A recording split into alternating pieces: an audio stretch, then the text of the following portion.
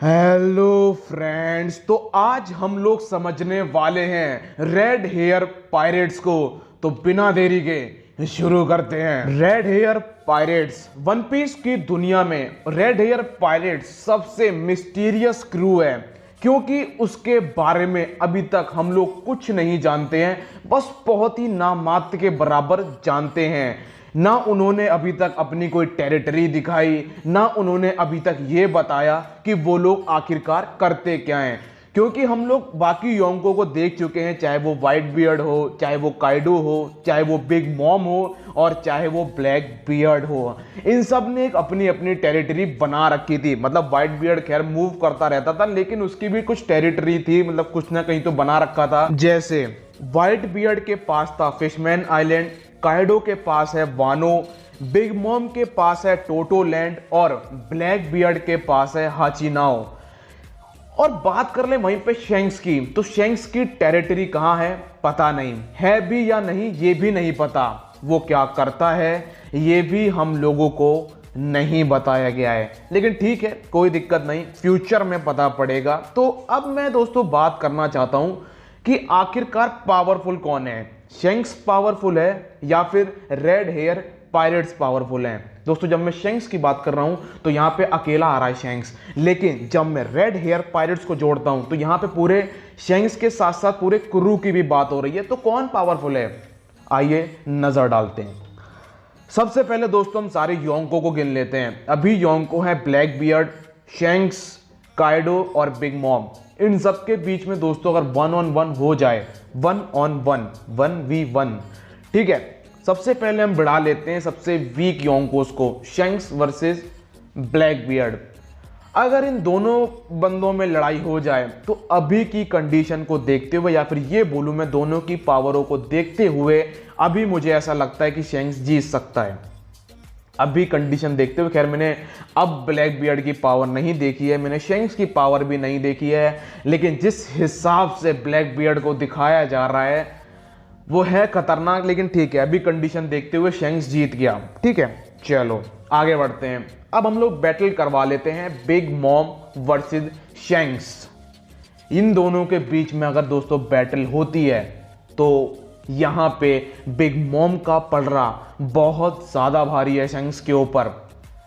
हारेगा जीतेगा ये मैं नहीं बोलना चाहता, लेकिन हां बिग मॉम शेंक्स से ऊपर है।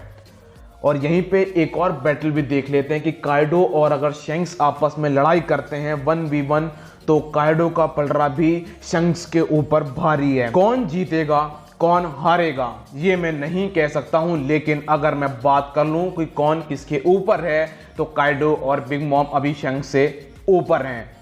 तो एक बात तो हो गई साहब कि 1-on-1 में क्या होने वाला है। अब मैं बात करना चाहता हूं क्रू के बारे में कि आखिर अगर इन सब के क्रू आपस में लड़ जाएं तो कौन जीतेगा या किसका दबदबा है। उसको समझने के लिए सबसे पहले आपको जाना पड़ेगा ब्राइनू के पास। दोस्तों आप लोगों का याद होगा जब ब्राइनू ने सबके बारे में बताया था, जब उसने Kaido, Big Mom, Blackbeard, Shanks, इन चारों के क्रू, इन चारों की जब बाउंटी बताई थी, तो उसने एक शब्द यूज किया था जब शेंक्स का क्रू आया था कि ये अब तक का सबसे बैलेंस क्रू है। आखिरकार उसने बैलेंस क्यों बोला था, उसने काइडो का बैलेंस क्यों नहीं बोला, उसने वाइट बियर्ड या फिर बिग मॉम या फिर उसने ब्लैक बियर्ड का क्रू बराबर या बैलेंस क्यों नहीं बोला। नजर डाल लो सबके ऊपर एक एक करके। अगर आप लोग बात करोगे ब्लैक बियर्ड के क्रू की, तो दोस्तों ऐसे समझो, आपने एक शब्द सुना होगा 19 और 20। तो अगर ब्लैक बियर्ड 20 है तो उसका क्रू अभी 10 और 11 पर है, 10 और 11, और ब्लैक बियर्ड है 20। अगर आप लोग बात कर लो काइडो के क्रू की, तो काइडो का भी वही हाल है, काइडो 20 है तो किंग 15 होगा, क्वीन 13 होगी और जो जैक है वो 10, मतलब कि डिफरेंस बहुत बड़ा है। अब वहीं पे मैं बात कर लूँ बिग मॉम पायरेट्स की, तो बिग मॉम पायरेट्स का भी वही हाल है, बिग मॉम 20, काटाकुरी 12 और पूरा क्रू फिर उससे नीचे। तो दोस्तों क्या बैलेंस नहीं है, लेकिन एक शब्द यूज किया गया बैलेंस रेड हेयर पायरेट्स के लिए। दोस्तों मैं आपको समझाता हूं कि ऐसा शब्द क्यों यूज किया गया। जैसे कि अभी मैंने आपको बताया था कि 19-20, अगर शेंक्स 20 है तो वहीं पे बेन बेकमैन 19 है, दोस्तों लकी रॉक्स ये 18.5 होगा, और जो अपना याशोप है वो 18 होगा, जो रॉक स्टार है वो 17.5 होगा, और इन्हीं के बीच में जो रेड हेयर पायरेट्स के कमांडर हैं, जो ऑफिसर हैं, वो इन्हीं के बीच में लाए करते होंगे दोस्तों। इसीलिए इस क्रू को बोला जाता है बैलेंस क्रू। अगर आप लोगों को अब भी समझ नहीं आया तो एक एग्जाम्पल से समझो दोस्तों। आपके स्कूल में आपका एक ग्रुप है जिसमें आपका जो पावर लेवल है वो है 20 का, लेकिन जो आपका ग्रुप है वो उसमें कोई 10 है, कोई 9 है, कोई 8 है। तो अगर आप अपने स्कूल में घूमोगे अपने ग्रुप के साथ तो लोग आपसे घबराएंगे, आपके क्रू मेंबर से नहीं घबराएंगे, क्योंकि उन्हें पता है कि यार बस ये मेन बंदा ही ताकतवर है और जो पीछे हैं वो ताकतवर नहीं है। अगर हमने इसे किनारे कर दिया तो पूरे क्रू को तो हम लोग आराम से मसल देंगे। लेकिन अब सिचुएशन चेंज होती है, जहां पे आप 20 हो, आपका जो राइट हैंड है, जो लेफ्ट हैंड है वो एक 19 है, एक 18.5 है, एक 18 है, तब आप समझो आपका क्रू कैसा होगा दोस्तों। सब आपसे नहीं, आपके पूरे क्रू से भी डरेंगे, क्योंकि अब आप 20 हो, आपके क्रू मेंबर 19 है, कोई 18.5 है।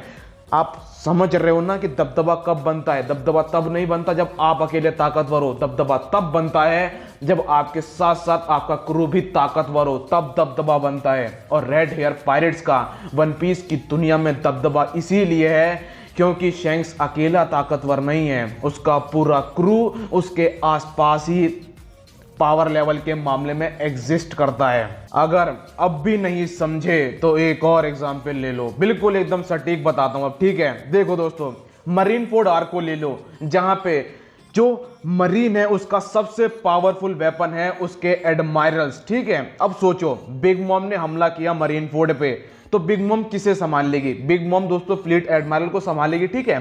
अब 3 एडमायरल्स फ्री घूम रहे हैं। देखो काटाकुरी पावरफुल है नो डाउट, लेकिन काटाकुरी इतना पावरफुल नहीं है कि वो अकेला आकिन्यू, आओकीजी या फिर किजारू को रोक सके। मतलब कि बिग मॉम पायलट्स में से 2 से 3 लोग लग जाएंगे एक एडमायरल को रोकने में। अब सोचो 3 एडमायरल हैं और आपके 6 से लेकर 9 बंदे 3 एडमायरल्स पे ही आ गए, ठीक है? तो सोचो बैटल कितनी अनफेयर हो गई, आपको तकलीफ होगी, बिग मॉम को यहां पे दिक्कत होगी। अब ले लो ब्लैक बियर्ड को, ब्लैक बियर्ड का भी वही हाल है। ब्लैक बियर्ड जाएगा फ्लीट एडमायरल से लड़ेगा, या फिर चलो एडमायरल से लड़ गया तो फ्लीट एडमायरल और 2 एडमायरल अब फ्री घूम रहे हैं, लेकिन जो क्रू मेंबर्स हैं वहां पे भी 2 से 3 बंदे लग जाएंगे एक एडमायरल को रोकने में।